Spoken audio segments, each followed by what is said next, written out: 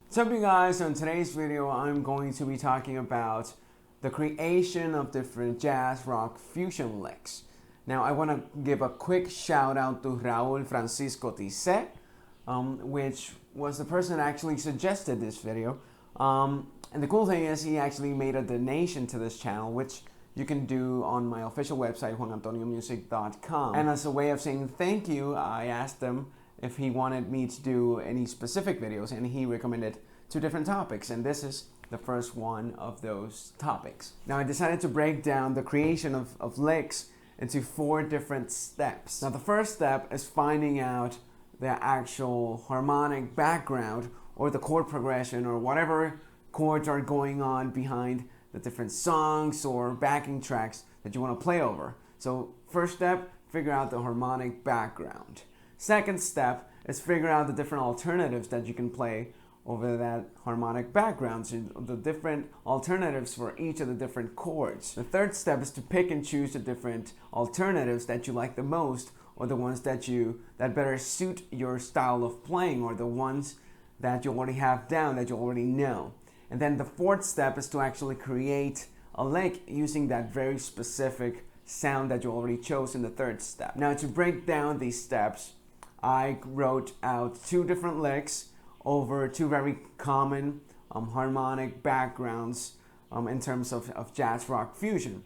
Now, the first lick is based over a B minor 7 chord, and it's based over just a 1 chord vamp, which is very, very common in jazz fusion circles and just plain old jazz circles. So here's the lick.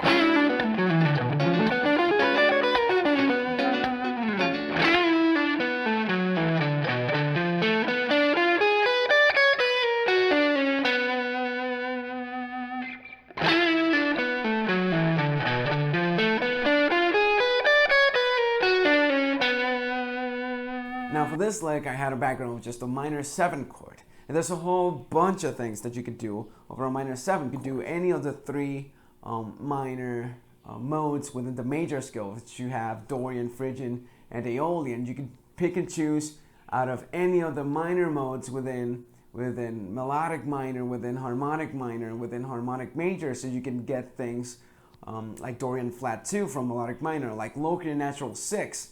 I don't know, Dorian flat 5. You could do Dorian sharp 4. You could do Lydian flat 3, and not to mention the minor pentatonic and the blues scales, which are some of the most common, probably the most common scale options to play over a minor chord. Now, to go over the first steps in the creation of this lick, what's the harmonic background? We have a minor 7 chord.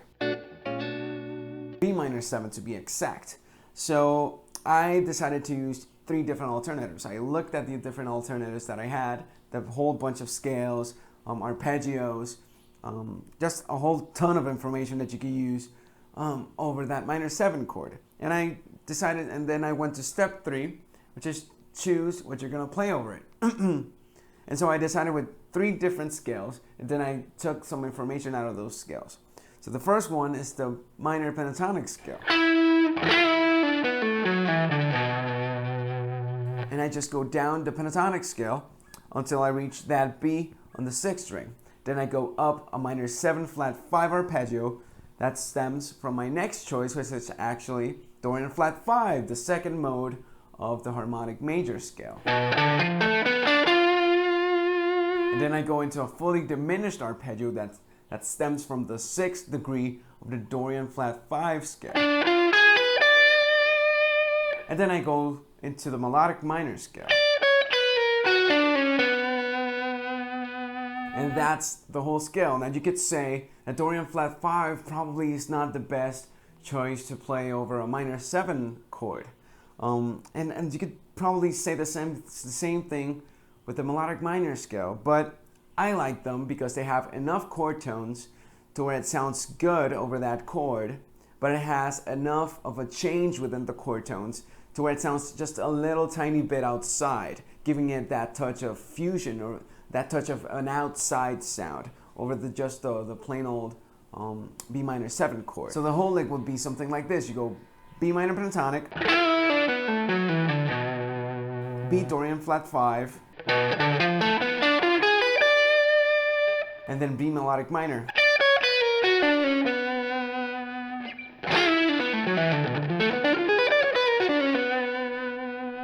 And that right there is the whole first lick. Now I'm going to do the same exact thing with my second lick.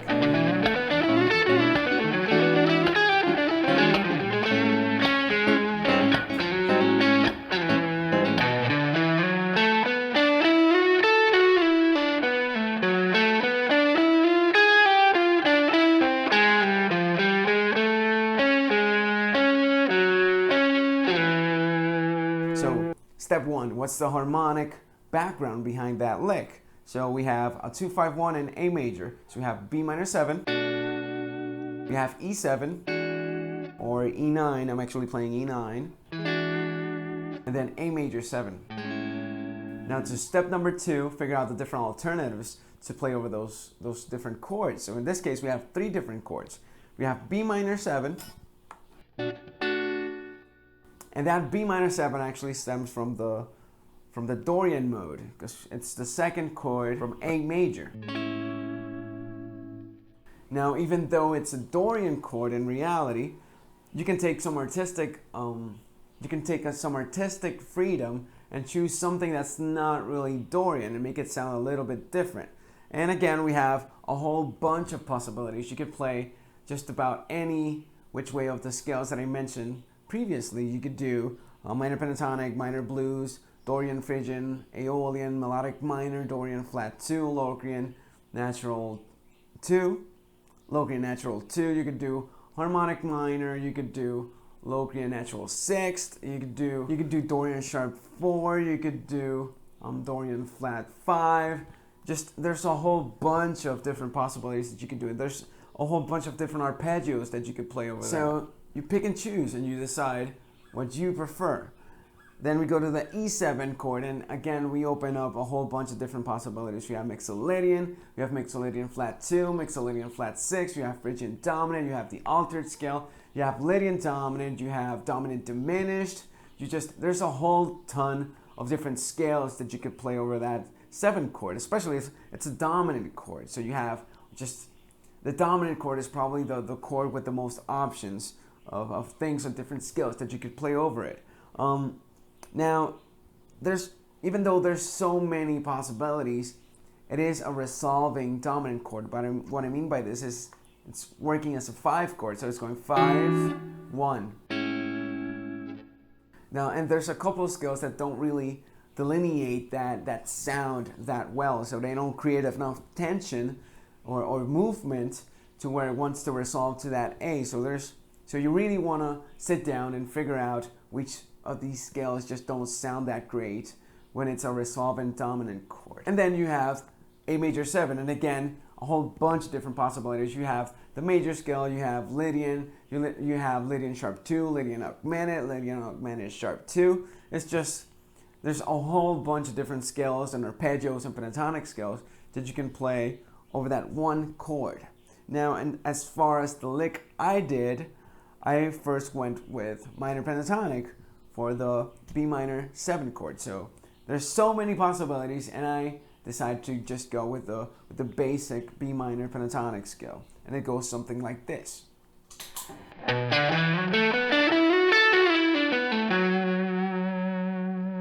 After that, I go into the E altered scale, which is again one of the most commonly used scales in terms of fusion and just plain old jazz, and it goes something like this. And as soon as I make it to that F note, I do a hint of chromaticism to resolve to the A and the 1 chord. And then once that's done, once I resolve to that A note, I just go into the A major scale. Nothing fancy there.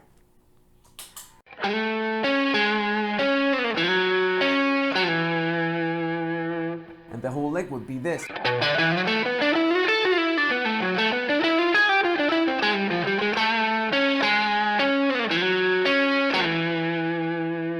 So there you have the same 4 steps applied over 2 different licks, over 2 different types of harmonic backgrounds. The first step is figure out the harmonic background. or set a little bit more simpler, figure out the chords that you're gonna play over.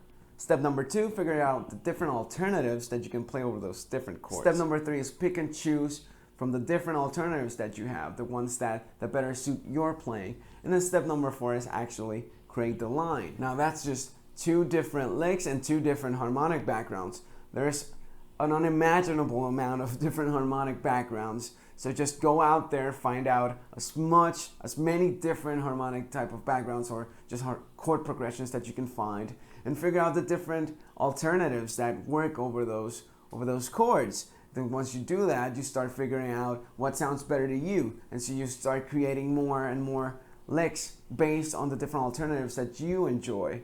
And then you start creating different lines and different movements throughout the whole scale, throughout the whole neck, that work over those different with those different alternatives that you've already chosen. And then eventually it all just turns into the specific vocabulary that you have, into a very specific style that you've chosen for yourself, out of just experimenting with all those different options and sound capabilities. So I just urge you to sit down and work out the different sounds that you enjoy the most, and the way that those sounds react with the very specific harmonic backgrounds that you can find. Just try to really apply what sounds better to you over as many possibilities as possible. Alright, so that's it for this video. Now before I go, I want to let you guys know that over at my Instagram account, I've been doing just tons of bloopers and different outtakes that have been happening while I record these types of videos. I've also been uploading different just jamming sessions and just practice sessions that I've been doing, so you guys can see a little bit of background information. And if you look at the different Instagram stories, you can see what I do throughout the different days and the ways that I plan these different videos. So you can check out my Instagram account right here. You can also find me on Facebook and Twitter, and on my official website, juanantoniomusic.com. Alright, thanks for watching.